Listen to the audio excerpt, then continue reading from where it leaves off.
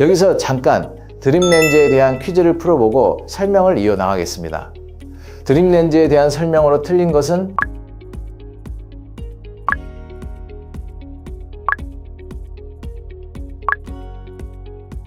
정답은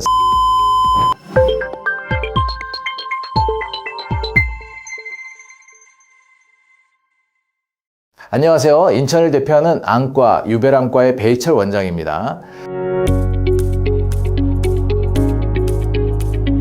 여러분 혹시 이런 생각 해보신 적 있나요? 아직 40대 초반인데 내가 무슨 노안이야? 노안은 50대 이후에 나 생기는 거 아니야? 우리는 보통 노안이라는 말을 50대 이후에나 신경 써야 할 문제라고 생각하죠. 그런데 노안은 어느 날 갑자기 찾아오는 변화가 아니라 오랜 시간에 걸쳐 진행되는 퇴행 과정이라고 봐야 합니다. 특히 성장기 시력 저하가 심한 사람일수록 노년기에 시력 관련 질환이 발생할 확률도 높죠. 그래서 요즘은 성장기부터 항노안을 준비해야 한다는 시각이 점점 더 확산되고 있습니다. 그리고 그 출발점에 있는 것이 바로 드림렌즈인데요. 지금 이 영상을 보고 계신 분 중 시력이 점점 나빠지고 있거나 자녀가 안경을 쓰고 있다면 꼭 주목해 주세요. 지금부터 드림렌즈가 단순한 시력 교정이 아니라는 이유를 말씀드리겠습니다. 드림렌즈는 흔히 자는 동안 시력을 교정하는 렌즈라고 알려져 있죠. 맞습니다. 하지만 이 렌즈는 단순히 시력을 보정하는 걸 넘어 근시가 진행되는 과정을 억제하는 데에 큰 효과를 보이고 있습니다. 여기서 잠깐 드림렌즈에 대한 퀴즈를 풀어보고 설명을 이어나가겠습니다. 드림렌즈에 대한 설명으로 틀린 것은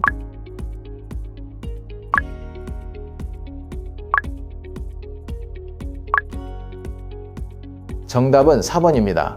드림렌즈는 밤에 착용해서 자는 동안 각막의 형태를 부드럽게 눌러주고 낮에는 아무것도 끼지 않아도 또렷한 시야를 유지할 수 있죠. 안경을 착용하면 되지 않을까 하는 생각을 하실 수도 있지만 안경은 임시 방편에 불과합니다. 지금 당장 나의 도수에 맞춰 잘 보일 수 있게 도울 뿐 근시가 진행되는 것을 억제하는 기능은 없다는 것을 염두에 두어야 합니다. 혹시 눈 나쁘면 그냥 안경 쓰면 되지 라고 생각하셨다면 지금부터 들으실 내용이 꼭 필요합니다. 눈이 나빠졌다는 건 근시가 있다는 것을 의미합니다.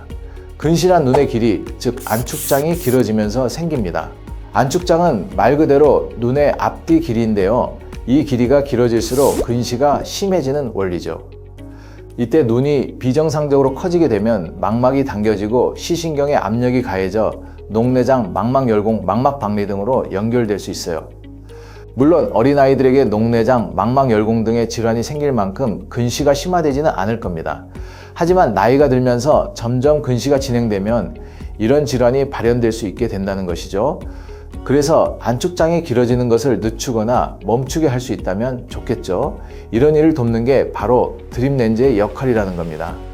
드림렌즈는 이 안축장의 과도한 성장을 줄여주고 결국 눈의 구조적 안정성을 지키는 데 도움을 주는 장치라고 볼 수 있죠. 그래서 근시 진행이 되는 시기인 초등학교 저학년 시기가 가장 이상적인 드림렌즈 착용 시기라고 봐야 됩니다. 눈이 급격하게 자라기 시작하는 이 시기에 개입하지 않으면 근시는 빠르게 악화되고 성인이 됐을 때 결국 고도근시로 이어지게 되는 거죠.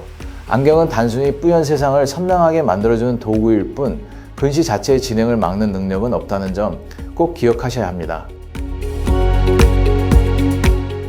드림렌즈는 실제 데이터에서도 효과가 검증이 됐습니다.